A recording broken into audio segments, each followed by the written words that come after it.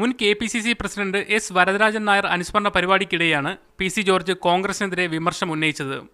ഞാനിപ്പോൾ ചോദിച്ചു, പ്രധാനത്തിന് കോൺഗ്രസ് ഏത് സ്ഥാനം വരെ ചെന്നെന്ന്. KPCC എക്സിക്യൂട്ടീവ് ആയിരുന്നു, അതെല്ലാം അണ്ടന് അടകൂടലുള്ള സ്ഥലമാണ്. പരിപാടിക്ക് ശേഷം മാധ്യമങ്ങളോട് സംസാരിച്ച PC ജോർജ് കോൺഗ്രസിലെ പ്രശ്നങ്ങൾ അവസാനിപ്പിക്കണമെന്നും ആവശ്യപ്പെട്ടു. ആ കോൺഗ്രസ് ശക്തമായി മാന്യമായി പോകുന്നില്ലെങ്കിൽ, ആ നേതൃത്വം ഒറ്റക്കെട്ടായി പോകുന്നില്ലെങ്കിൽ അതുകൊണ്ടുണ്ടാകുന്ന നഷ്ടം ഘടകകക്ഷികൾക്കുണ്ട്, അത് കോൺഗ്രസിന് മാത്രമല്ല. അതുകൊണ്ടാണ് കോൺഗ്രസ് ശക്തമായി പോകണം. ടോമിൻ തച്ചങ്കരി വിഷയം ഉന്നയിച്ച് ആഭ്യന്തര വകുപ്പിനെതിരെ രൂക്ഷ വിമർശനമാണ് PC ജോർജ് നടത്തിയത്. തച്ചങ്കരി സംരക്ഷിക്കുന്ന ആരോ അവൻ രാജ്യത്തിൻ്റെ ശത്രു. ആഭ്യന്തര വകുപ്പിൻ്റെ കാര്യം ചെയ്യുന്ന പിന്നെ ഫിഷറീസ് മന്ത്രിയാണോ? എനിക്ക് മനസ്സിലായില്ല. PC ജോർജിന് മറുപടിയുമായി KPCC vice president MM Hassan രംഗത്തെത്തി.